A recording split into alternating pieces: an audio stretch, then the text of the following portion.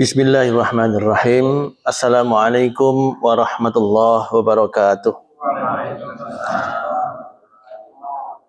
Alhamdulillah, alhamdulillahilladzi hadana lihada wa ma kunna linahtadiya laula an hadanallah. Asyhadu an la ilaha illallah wahdahu la syarikalah wa asyhadu anna Muhammadan abduhu wa rasuluh la nabiyya wa la rasulahu ba'dah. Allahumma salli wa sallim wa barik ala sayyidina Muhammad wa ala ali sayyidina Muhammad. Bapak, Ibu yang kami muliakan, pada malam hari ini kita akan bahas lagi bab tentang sholat yang kita khususkan, yaitu bab tentang imam, makmum, dan masbuk. Kalau kemarin imam makmum saja, sekarang tambah masbuk.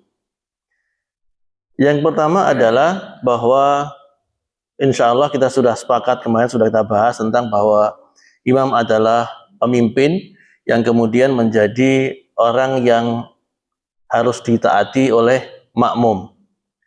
Bagaimana jika kemudian imamnya itu tepat dan makmumnya itu bacaannya biasanya lambat, maka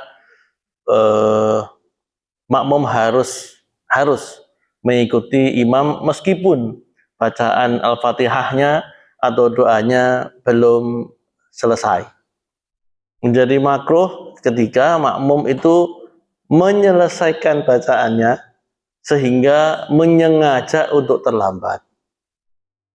Atau sebaliknya, yang kedua adalah bahwa ada kisah bahwa imamnya bacaannya lama gitu, yang dibaca Al-Baqarah, Pak, bukan Al-Adiyat, bukan Al-Ikhlas, Al-Baqarah. Makmumnya ngedumel. Ini paman sahabat gitu ya. Kemudian Abdullah bin Mas'ud kalau tidak salah sahabat yang dimaksud. Kemudian makmum tersebut, sahabat tersebut mengadukan hal ini kepada Rasulullah dan menjadi hujah bahwa kalau sedang sedang sholat fardu, maka imam harus mengetahui kondisi makmum. Saya ulang lagi, jika sedang sholat berjamaah, maka imam harus tahu kondisi makmum. Apakah pemuda semua kayak bapak-bapak ini kan, pemuda-pemuda yang kuat-kuat begini misalnya, atau kasepuhan gitu ya. Ini perlu kita ketahui, maksudnya imam harus mengetahui sehingga jangan sampai salah membaca surat. Contoh misalnya, di sebuah pesantren tahfidz Quran, jangan baca surat-surat juz 30. Kurang pas karena sambil murojaah gitu. Saya pernah ikut sholat maghrib di Bernung itu Darul Hufaz gitu. Ya, waduh itu panjang maghribnya, Pak. Karena ini si jamaah, tapi dulu ya. Kemudian surat yang dibaca juga panjang, beberapa lembar gitu. Ya nggak masalah, kan makmumnya semuanya paham, maksudnya sih kuat semua. Gitu. Maka dari itu nggak ada masalah. Tapi kalau dibaca secara umum, maka seperti yang kisah dalam hadis tersebut bahwa justru Rasul menegur jangan sampai agama ini menjadi fitnah, kata beliau, bagi kaum muslimin. Maka membaca surat dan ayat yang pas itu lebih utama daripada mengedepankan keinginan imam. Gitu. Nah, ini harus dipahami. Nah, maka dari itu yang tepat itu tentunya tidak panjang dan tidak pendek tentunya ya, tergantung kapasitas dan kemampuan dan kesepakatan bersama. Nah, kemudian posisi berdiri imam dan posisi makmum, kemudian bab tentang yang pertama, keimaman anak kecil. Apakah anak kecil itu boleh menjadi imam? Tentunya ada kita kemarin sudah bahas tentang bahwa yang boleh adalah yang sudah balik. Balik itu kalau kita mungkin SMP kali ya Pak ya, sudah mengerti hitam putih, baik buruk, sudah tumbuh bulu dan sebagainya, dan sudah khitan tentunya, gitu ya. Dan kemudian, dan ini pernah terjadi pada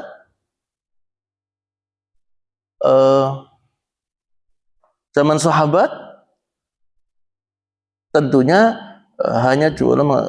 Jadi Amr bin Salamah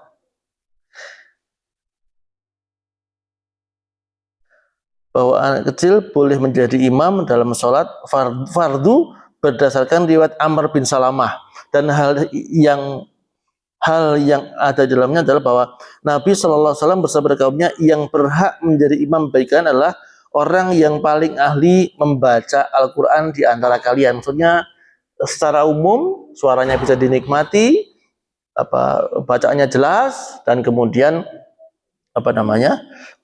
disepakati oleh makmum. Amr bin Salamah berkata, maka aku menjadi imam bagi mereka sedangkan usiaku 7 tahun. Walaupun kondisi ini jumhur ulama mengatakan bahwa ulama as-salaf mengatakan bahwa hal ini tidak diketahui oleh Rasulullah karena di tempat yang lain, tidak di Madinah. Nah, kemudian riwayat ini lemah karena hadisnya juga tidak sahih, tetapi menjadi salah satu hujah bahwa selama dia itu sudah balik maka diperbolehkan.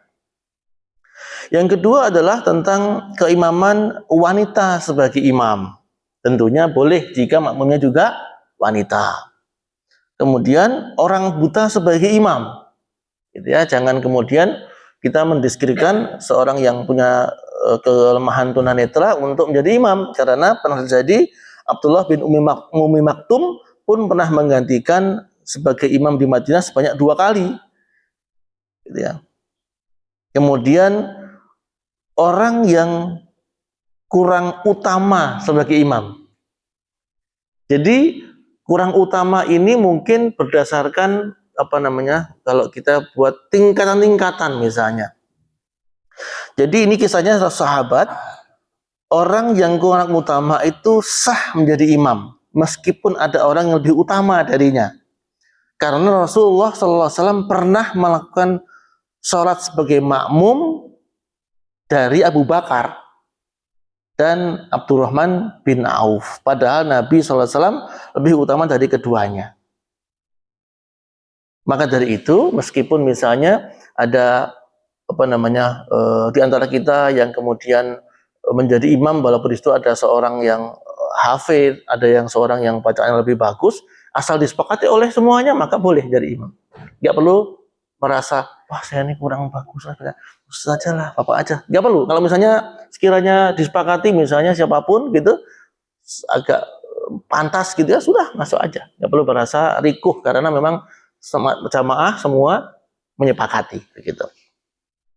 Kemudian orang yang bertayamum sebagai imam.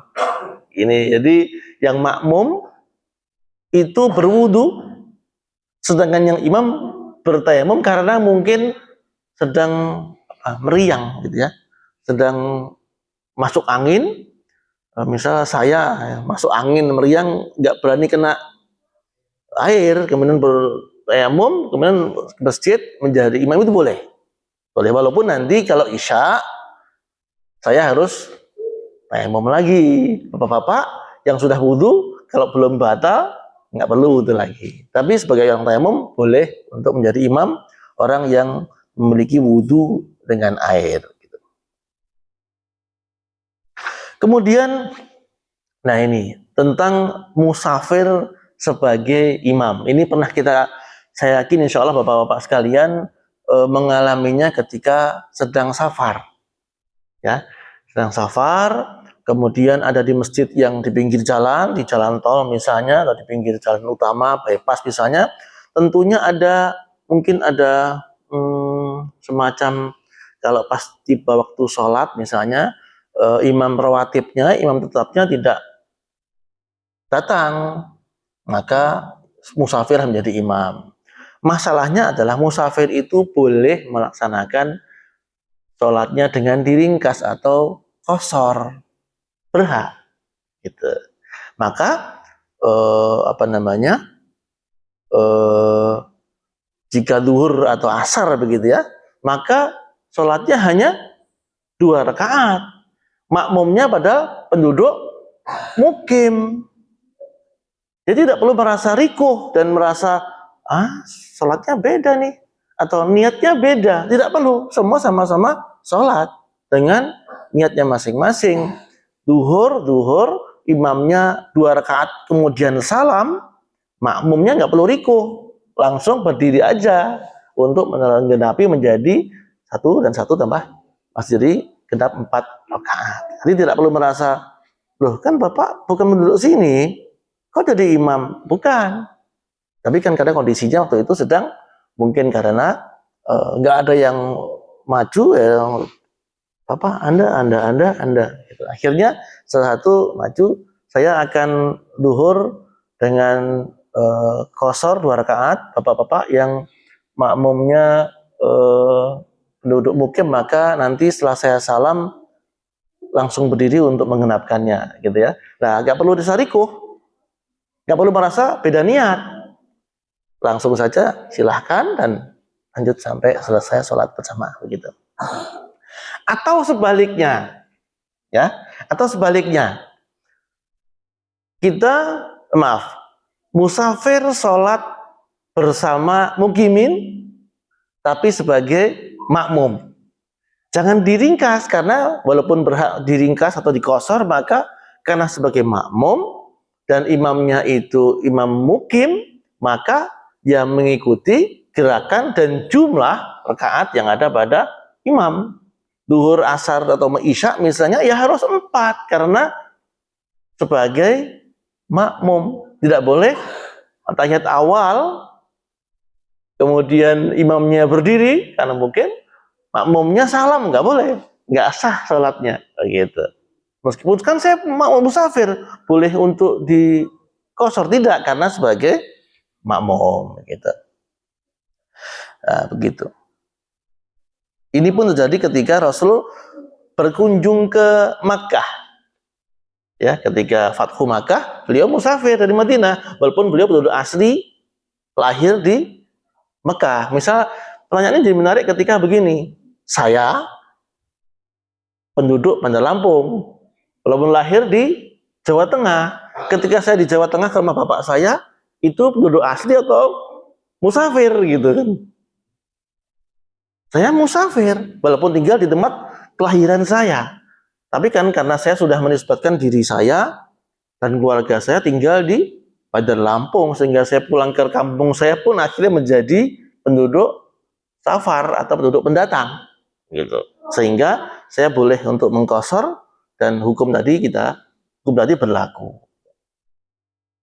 Kemudian posisi berdiri makmum dan imam nanti kita bahas ketika masbuk. Bab tentang sutroh. Nah, sutroh ini adalah pembatas sholat. Ya. Nah, apa itu sutroh atau sutrah? Sutroh, gitu ya, adalah pembatas sholat atau pembatas di mana kita itu tempat batasnya sujud.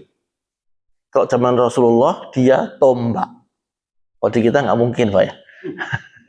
Nggak mungkin gitu, karena ya begitu. Jadi jangan sampai berkata sunnah nggak sunnah. Sutroh itu sunnah. Zaman Rasul tombak loh itu, tancepin gitu, jedor gitu. Nah kalau kita kan nggak mungkin. Jadi sutroh itu. Nah kemudian takmir masjid membuat semacam kayak papan gitu ya, yang cantik begitu sebagai pembatas sholat. Nah jika terjadi masjidnya yang cukup luas, saya pernah sholat di sebuah masjid, imamnya nggak di sini kan, karena mohon maaf masjidnya luas sih, makmumnya sedikit, gitu ya, agar kelihatan agak banyak, makmumnya di sini, makmumnya di shaf pertama, imamnya di shaf pertama, makmumnya kemudian di sana, gitu. Boleh saja. Jadi tempat imamahnya ya begitu aja sudah, gitu ya. Mihrabnya kosong gitu, segar supaya terasa agak terisi semua begitu ya, gitu. Boleh. Nah, tapi kemudian ketika bagi yang memiliki hujah bahwa harus ada sutrah kalau begitu, maka letakkanlah segera pembatas yang kemudian dalam banyak literatur hadis tingginya sekitar sejengkal.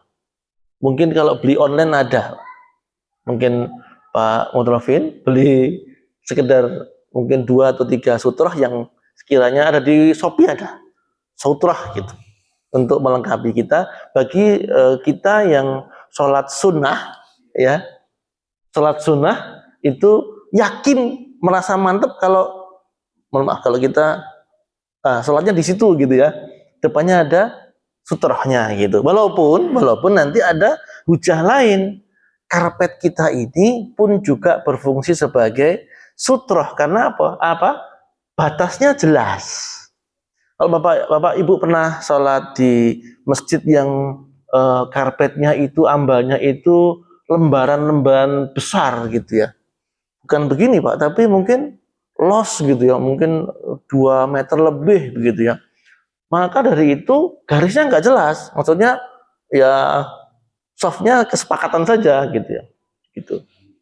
Maka perlu sekali sutroh itu karena batasnya tidak begitu jelas. Nah, kalau seperti ini sangat jelas. Jika misalnya Pak Fauzan sholat di situ, maka yang lewat di depannya ini ya harus kita nggak bener ini gitu kan, karena sudah jelas bahwa batas daripada tempat sujudnya adalah antara ambal karpet dan karpet berikutnya gitu. Nah, tapi kemudian untuk bagi yang merasa yakin dengan sutrah, maka kita lengkapi masjid kita dengan papan yang didesain sebagai sutrah. Kemudian bab tentang penggantian imam dengan makmum karena uzur, mungkin karena batal atau karena imam tidak lagi mampu untuk melaksanakan kewajibannya. Misalnya kita pernah bahas imamnya tiba-tiba ambruk karena sakit atau ambruk karena meninggal dunia, maka di belakang imam harus segera memposisikan diri sebagai imam, biarlah imamnya yang pertama itu tetap berada di tempatnya, makmum maju untuk menggantikan. Nah, dan kemana adalah bagaimana kalau bacaan imamnya itu panjang, nggak perlu resah, nggak perlu risau, cukup langsung saja mengikuti apa yang ada. Misalnya Al-Fatihah dia sudah kulhu aja, gitu. Kemudian setelah itu rukuk itu dan seterusnya. Nah, kemudian tentang saya di YouTube ada di sebuah masjid di Arab Saudi itu imamnya gitu, kayaknya tiba-tiba seraknya berat sekali, hilang suaranya begitu. Akhirnya beliau saya peragakan biar nanti jelas gitu, maaf. Ketika membaca saat tiba-tiba beliau begini, lama beliau begitu, terus begini, nah begitu. Makmum di sini langsung maju, gitu. Nah kemudian imamnya yang pertama tadi langsung begini, mundur, gitu. Jadi nggak perlu lagi berkata-kata, dengan kode-kode seperti itu, insya Allah sudah cukup mengisyaratkan bahwa imam tidak sanggup lagi melanjutkan. Akhirnya makmumnya maju dan melanjutkan. Wah, saya bacaan imamnya suratnya susah nih ya, kulhu aja gitu. Kemudian rukuk dan iktidal dan seterusnya. Jadi tidak perlu merasa risau jika bacaannya kemampuan hafalnya hanya terbatas. Tapi kan karena ini sholat harus terus berjalan, tidak boleh batal, tidak boleh bubar gara-gara imamnya itu punya uzur. Kemudian imam hendaknya meringankan sholat. Kemudian kita bahas di awal tadi. Kemudian makruh mengangkat imam yang dibenci jamaahnya. Ini subjektif ya. Kita ini orang timur yang kemudian sungkan dan nggak sungkan gitu ya antara satu dan yang lain. Tapi saya ketemu di tempat tinggal saya di Kopi itu, di masjid saya Darul Fatah itu ada yang seperti itu. Ada tetangga-tetangga kita itu juga, kalau sampai dia jadi imam, saya nggak mau lah. Niat Pak, bahwa beliau itu akan munfarid. Maksudnya begini, ya dia ikut, jika Bapak itu jadi imam, maka Bapak ini tetap makmum. Setelah salam, sholat lagi. Ngomong ke saya begitu. Maksudnya ketidaksetujuan kan ini kan karena kesepakatan bahwa ya nggak masalah lah, toh cukup bacaannya standar, nggak ada masalah. Tetapi kemudian bagi yang bapak yang kedua ini fasik orangnya, begitu, dosa banyak begitu, karena sebutkan dia kesalahan, ya sudahlah, jangan disebutkan semua aja, jadi takut hibah gitu, karena curhatannya ngeri-ngeri gitu ya. Tapi ini kasuistik gitu ya. Kejadiannya ada di tempat kami tinggal. Gitu. Nah, maka dari itu disepakati saja bagaimana mengangkat imam yang tentunya harus yang disukai oleh makmumnya. Gitu. Kemudian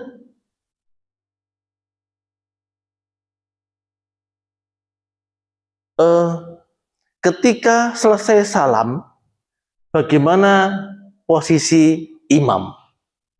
Dulu pernah kita bahas, apakah imam itu berposisi masih seperti menghadap kiblat atau menghadap ke sebelah kanan atau berbalik menghadap ke makmum.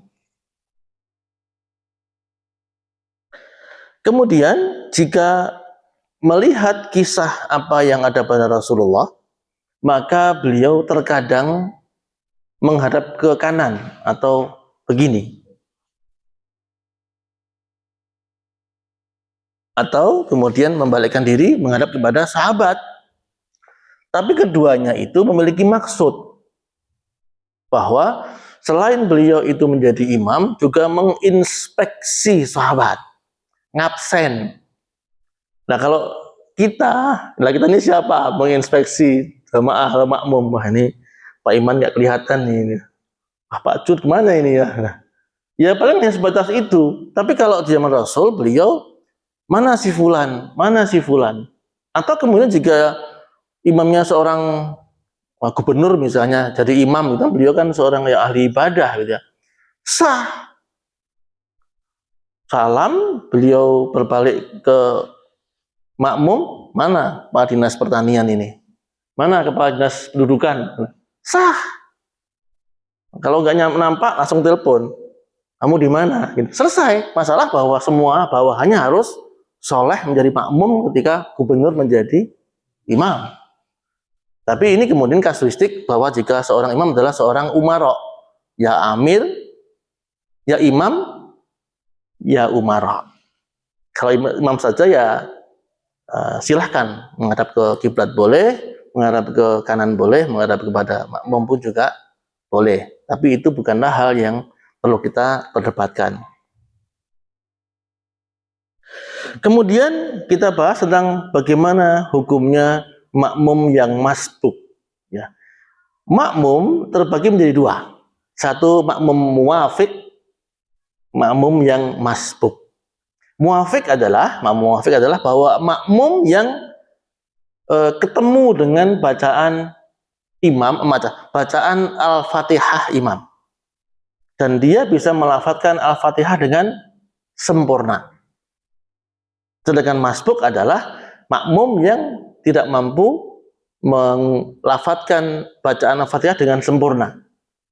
Baik itu dia masbuk rakaat maupun masbuknya itu dia tidak tertinggal rakaat, tetapi dia tidak sempat melafadzkan Al-Fatihah. Ketika imamnya ruku, makmum datang sempat ruku mengikuti imam, kemudian tidak terlambat satu rakaat. Gitu. Jadi tidak tertinggal satu rakaat pun. Nah, bagaimana kalau makmum masbuk itu datang, imam sudah rukuk, kemudian makmum datang. Makmum ini kemudian karena merasa bahwa wajibnya membaca Al-Fatihah, maka dia menyempurnakan doa iftitahnya. Kemudian menyempurnakan Al-Fatihahnya, dan akhirnya imam bangun dari ruku. Baru makmumnya tadi ruku. Ini tertinggal satu rakaat. Tertinggal satu rakaat. Walaupun Al-Fatihahnya sempurna. Nah, kalau sudah seperti itu, maka jangan kemudian merasa sudah sempurna dan tidak tertinggal satu rakaat, walaupun Al-Fatihahnya sempurna. Tapi kemudian lebih baik memilih bahwa setelah imam ruku, maka makmum takbiratul ihram berdiri dan kemudian mengikuti gerakan imam untuk ruku. Dan itu tidak tertinggal satu rakaat, walaupun Al-Fatihahnya belum sempurna, karena dia gugur kewajiban sebagai musallin atau orang yang sholat yang tidak sempat membaca Al-Fatihah karena ikut gerakan imam. Kemudian tentang bagaimana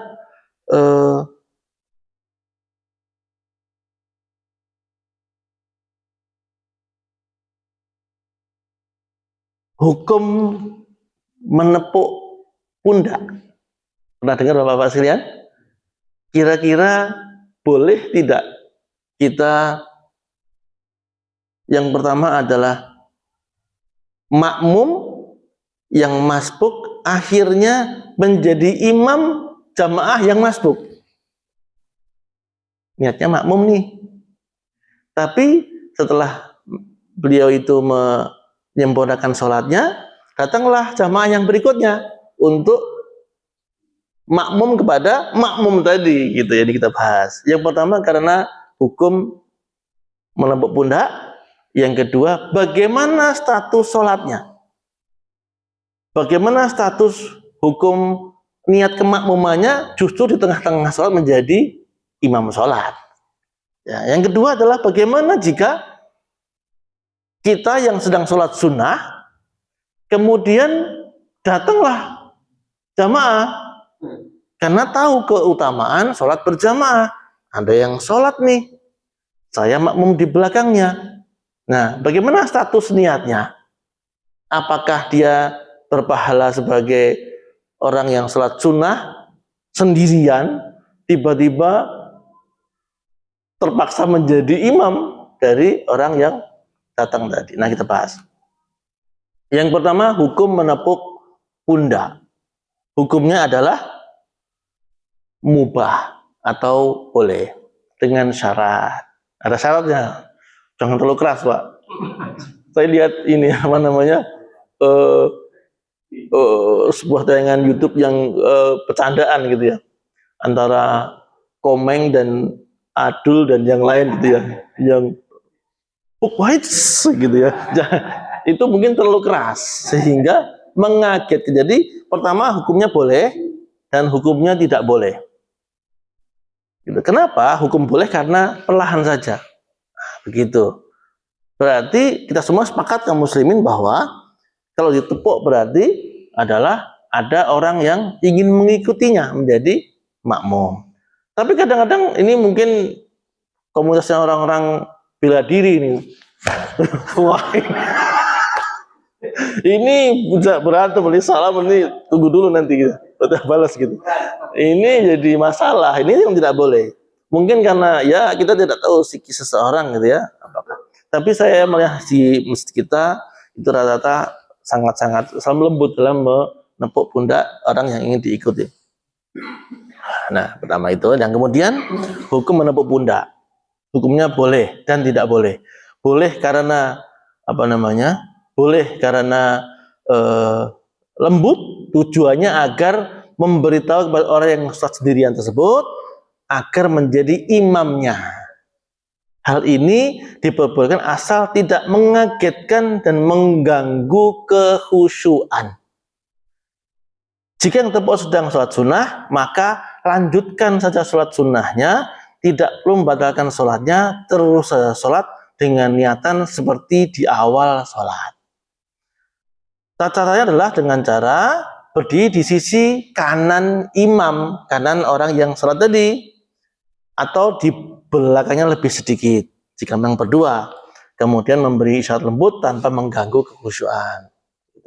Tapi saya yakin bapak-bapak sekalian pernah atau melihat kondisi-kondisi yang memang agak lucu ketika terjadi seperti itu, dan itu pernah saya lihat juga. Begini misalnya, saya perhatikan ya bapak ya, ketika seseorang sedang sholat sunnah ini, begitu sunnah, saya tahu kan karena saya makmum di tempat itu sejak awal, saya mundur untuk baca zikir. Nah ini bapak ini sholat sunnah, kemudian ada jamaah menepuk pundaknya, gitu. Nah beliau langsung begini, saya sedang membatalkan diri, memberitahu kepada yang bersangkutan ini untuk jangan makmum sunnah, karena ketidaktahuan gitu ya, sehingga akhirnya saya lihat loh, ya batal berarti salatnya pak, ngulang lagi gitu. Enggak pak, ya memang ada lagi yang begitu pak, bahwa ketika sedang salat sunnah kita kemudian ditepuk pundaknya, nah, dia ini begini, ya, fungsinya apa? Oh jangan gitu. Fungsinya apa? Ini gerakan apa?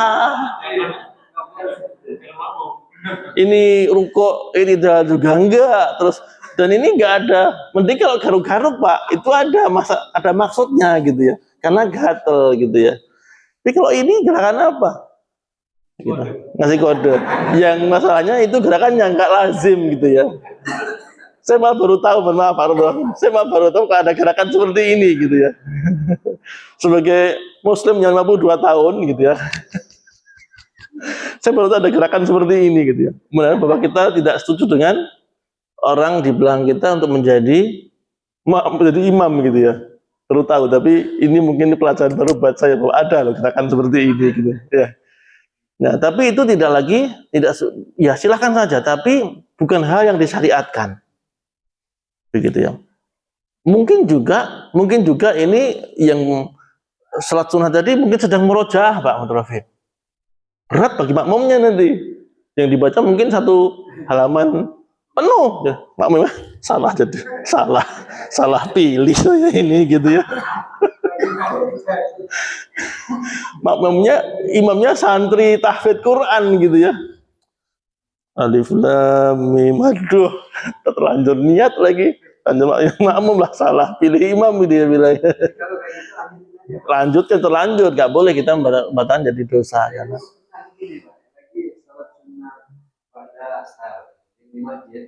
Datanglah dia dan saya lanjutin. Nah setelah itu dia kan saya kan belum asar, dia mungkin soalnya karena udah ngikut saya terasa. Jadi saya ngikut dia lagi. Iya. Jadi lucu dari imam jadi makmum gitu ya.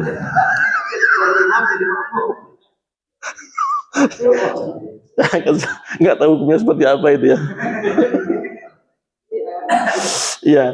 Kemudian ya tadi posisinya lebih ke kanannya atau mundur lebih sedikit. Kemudian bagaimana jika kemudian, ya jadi kan seolah berjajar kan itu ya.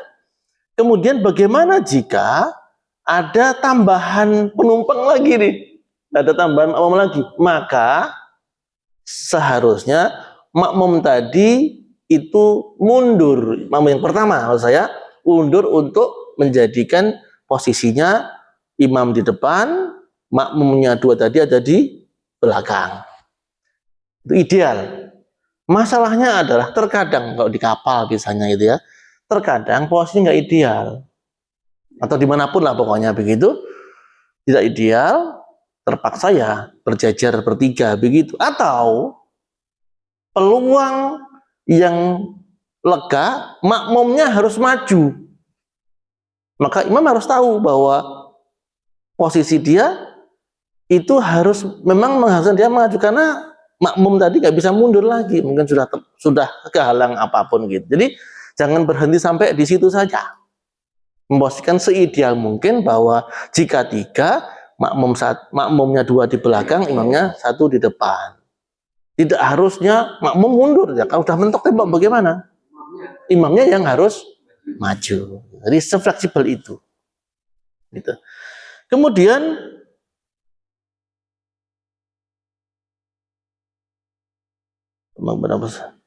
tentang sholat sunnah, kemudian hukum makmum kepada musafir, kemudian contoh imam musafir mengqashar sholat, kemudian makmumnya kemudian meneruskan atau menggenapkan, menyempurnakan jumlah rakaat. Gitu. Nah, jadi untuk malam ini kira-kira ringkasnya adalah bahwa sebagai imam, sebagai makmum, sebagai makmum yang muafik, makmum yang masbuk sudah kita bicarakan, sudah kita bahas. Kiranya pembahasan pada malam hari kita cukupkan. Mungkin ada bapak-bapak sekarang yang ingin diskusi atau pertanyaan, dipersilahkan. Silakan, Pak.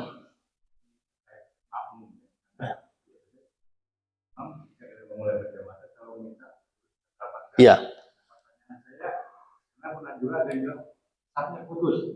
Oh ya. Kondisi seperti apa sih yang disebut safnya putus? Ya, makasih. Ya, ini safnya putus. Pertama, saf putus karena adanya anak kecil yang belum balik ada di antara saf orang dewasa. Mengapa? Alasannya adalah mungkin anak tersebut memang belum balik, yang belum bisa mengerti tentang hukum-hukumnya bersuci. Ya, mungkin masih najisnya masih melekat sehingga dihukumi sebagai makmum yang terputus. Yang kedua adalah renggang. Renggangnya kelewatan, Pak. Mungkin sampai 1 orang. Ada, karena ya saya di kampung, saya jalan jauh. Nah, ini ya, kemudian nanti COVID kita bahas berbeda. Ya. Kemudian itu yang menjadikan softnya terputus. Nah, kalau pas COVID bagaimana? Karena COVID peraturan negara, Pak. Contoh misalnya begini, tidak sah hukumnya orang yang tawaf itu menggunakan masker atau perempuan yang bercadar. Nggak boleh, harus dilepas. Bahkan wanita yang bercadar pun harus melepas cadarnya. Kalau pakai cadar bagaimana? Kena dam 1 ekor kambing. Kalau perempuan Arab lebih baik bayar dam, Pak, daripada melepas cadar. Tapi kan berat, 3 juta. Tapi dia lebih baik memakai cadar dan bayar dam daripada melepas cadarnya. Nah, tapi ini adalah bahwa kewajiban yang mengikat. Tapi ketika kondisi negara, kondisi peraturan harus karena keadaan genting, COVID, sakit dan sebagainya, maka yang dilarang tadi menjadi perbolehkan, termasuk sholat.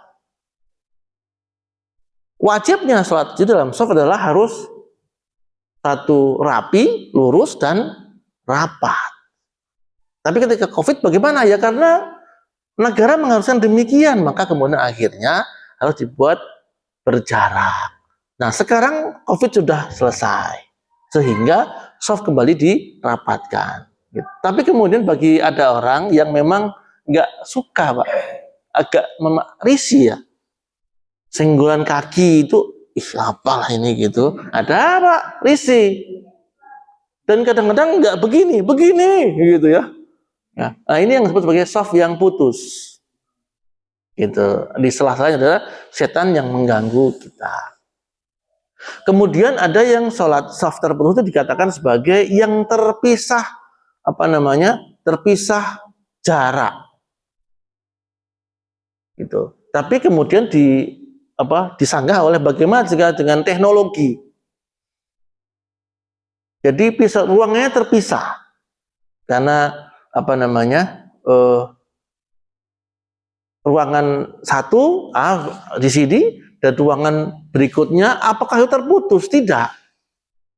Bagaimana jika kita ada di Masjidil Haram yang seluas itu, nggak lagi di masjid, Pak, di jalan-jalan sampai 500 meter berselang masih ada, terputus dengan imam? Iya, tapi kan kemudian makmumnya tersambung terus, nggak terputus. Nah itulah makanya bagaimana jika terputus oleh tiang masjid gitu ya, ada tiang di tengah-tengah gitu ya, pilar gitu ya, itu nggak terputus karena memang kondisinya memang tidak jadi hilangkan, maka tidak dikatakan sebagai terputus. Nah itulah makanya terputus itu kategori karena satu renggang, karena kemudian ada anak kecil yang belum balik, yang mungkin kesuciannya belum sempurna, maka disebut sebagai terputus. Maka dari itu sama-sama sering mengerti bahwa serapat dan rapi itu menjadi salah satu syarat kesempurnaan dalam sholat berjamaah. Renggang boleh, tapi makruh, bukan batal, tapi nggak sempurna pahala dalam hal berjamaahnya. Begitu kira-kira. Ada lagi, silakan. Silakan Pak. Ini saya ingin jelas tentang musafir yang menjadi imam. Ya. Itu sepertinya tidak masuk dalam kriteria salah satu untuk menjadi imam. Ya. Ini dibahas. Iya. Terima kasih Pak Fauzan. Hukumnya boleh, tapi lebih baik jika imam itu adalah orang yang satu lebih faqih dan mukim, karena sempurna sholatnya gitu. Tapi kalau kami pribadi, jika ada teman-teman kami yang musafir dari kota lain atau dari negara lain, selama dia faqih dan dia mengambil haknya sebagai seorang musafir, kami jadikan dia imam. Tapi di lingkungan kami sendiri yang kami paham, tapi kami menyempurnakan. Tapi dalam masyarakat umum sebaiknya menghindari konflik.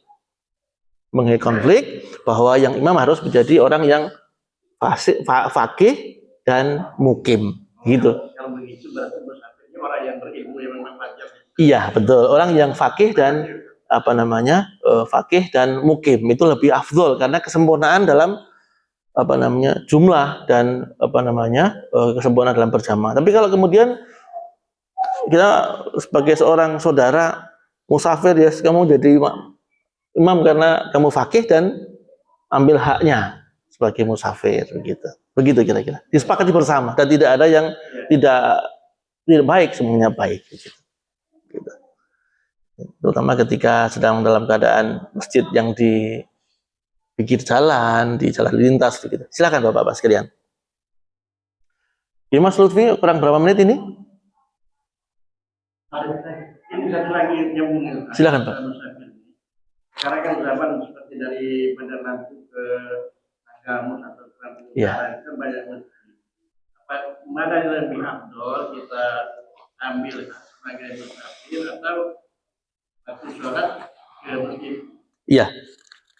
Dalam saya membaca beberapa literasi bahwa kalau melihat dari jumlah itu yang lebih banyak lebih afdol karena sesuai dengan perintah. Tetapi kemudian hak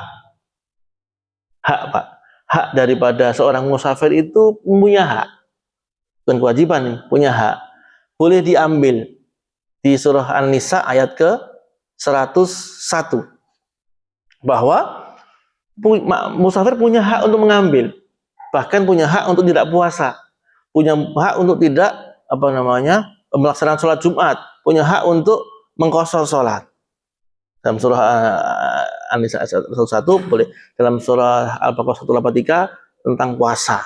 Nah, diambil juga bagus, tidak diambil pun juga bagus, sehingga itu tidak perlu kita diskusikan. Silahkan saja mengambil. Tapi kemudian mana yang lebih afdal, ini yang seru. Yang seru adalah mana yang lebih afdal, maka ada ulama fikih mengatakan, ya kesempurnaan yang lebih diutamakan. Dalam hal ini An-Nisa 101, karena perintahnya jelas, boleh. Dan ini bagus untuk diambil, ini hadiah dari Allah. Kalau nggak diambil, sombong Anda gitu. Nah, ini makanya saya tidak bisa memutuskan mana yang lebih afdol, maka ketika kesempurnaan adalah bahwa kita meyakini bahwa ini baik buat kita dan semuanya baik gitu. Walaupun saya pernah disalahkan, saya safar mengambil pilihan tidak qashar, didebat oleh seseorang bahwa Anda musafir, kenapa ngambil qashar? Kan Anda punya hak, sombong Anda gitu.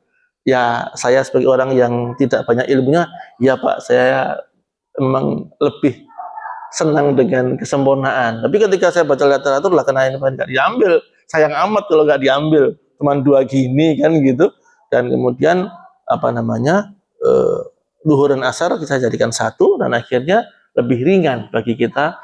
Nah, terutama jika kita ada di tempat-tempat yang tidak apa namanya, sempurna tempatnya ketika safar, lebih baik diambil karena waktu ya, ketika naik bus antar kota, kalau kita sempurna sholatnya ketinggalan Pak, gitu ya. Kalau di jamak dan di qashar lebih singkat dan kita nggak ketinggalan bus. Saya pernah hampir ketinggalan gara-gara agak kelamaan sholatnya, hampir ketinggalan, busnya sudah jalan, saya lari-lari gitu karena sholatnya kelamaan gitu pernah, sehingga di jamak dan di qashar lebih afdal dalam kondisi seperti itu. Lain dengan kendaraan sendiri, nah, silahkan memilih yang mana. Demikian kira-kira Pak Fauzan. Kiranya sudah datang waktu sholat isya, kami tutup. Mudah-mudahan bermanfaat. Mohon maaf jika ada salah kata. Assalamualaikum warahmatullahi wabarakatuh.